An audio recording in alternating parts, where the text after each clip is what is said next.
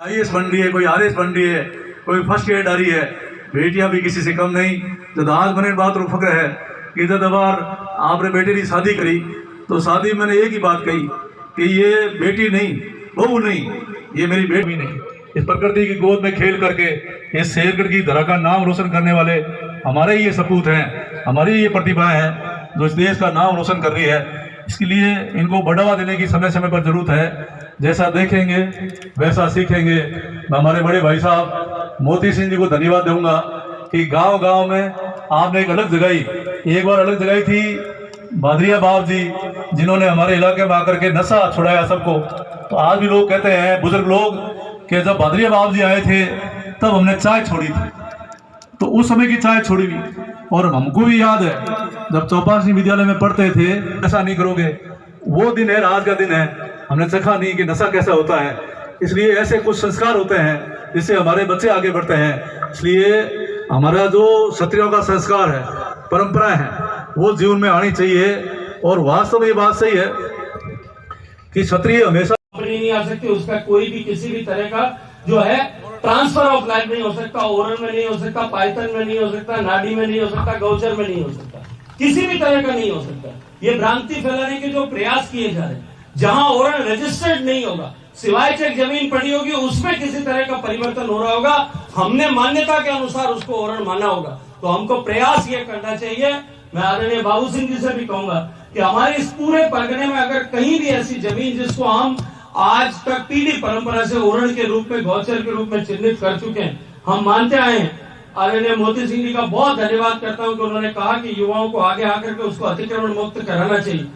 आज 665 साल में, 663 साल पहले वीरवर देवराज जी ने उस समय में जो है, विरमदेव जी ने, देवराज जी ने उस समय ओरण छोड़े, दूध की धार डाल करके ओरण छोड़े।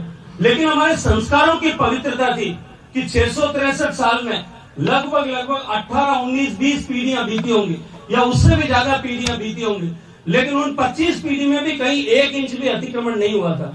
ये जो हमारे संस्कारों की शुद्धता आई है, ये जो संस्कारों में शुद्धता आई है, उसके कारण से आज हमारे ओरण और गौचर पे भी कब्जा हो रहा है। आज अगर 500 साल पहले, 600 साल पहले हमारे पूर्वजों ने कब्जा किया होता तो क्या ये ओरण और गौचर बच सकते थे? ये ओरण और गौचर इसलिए बचे, बिना किसी लिखित कानून के, बिना किसी जो है नियम बनाए, कोई एक्ट पास किए हुए, ये ओरण और गौचर इसलिए बच पाए कि हमारे संस्कारों में एक बात सिखाया जाता था, बचपन में सिखाया जाता था। मुझे याद आता, मैंने मेरे बचपन में एक बार स्कूल से आते हुए एक दातुन तोड़ लिया था, और मेरे दादी साहब ने मुझे पूछा कि तुमने दातुन, मेरे साथ जो है उसको पूछा है कहां से तोड़ा था, तो उन्होंने कहा था कि जो है ओरण में दातुन तोड़ियो माता जी ओरण। और मैंने घरे आयो रात मैंने क्यों कि बटे ओरण में दातुन गीली लकड़ी तोड़ना पाप होया करे, पाप लगा के 5 पेड़ लगा दो। तो ये जो संस्कार सिखाने की परंपरा थी, ये संस्कार सिखाने की परंपरा जब समाप्त हुई तब जाकर के ओरण और गौचर है सुरक्षित हुए।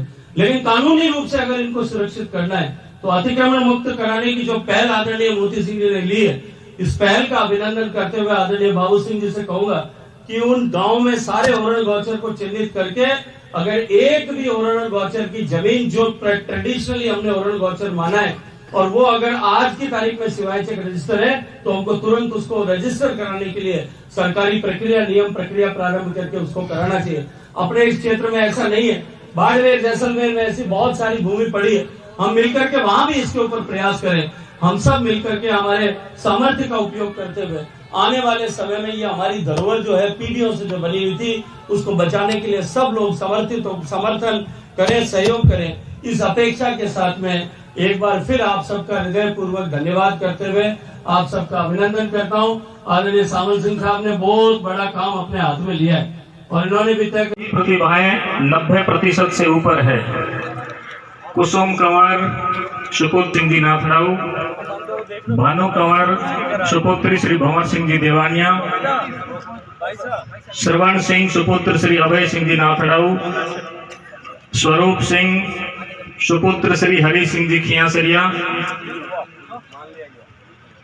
सरोज कंवर सुपुत्र श्री लाबू सिंह जी भोमसागर चाबा, जितेंद्र सिंह सुपुत्र श्री अमर सिंह जी चौरड़िया और रवल सिंह सुपुत्र श्री आम सिंह जी पुगलिया।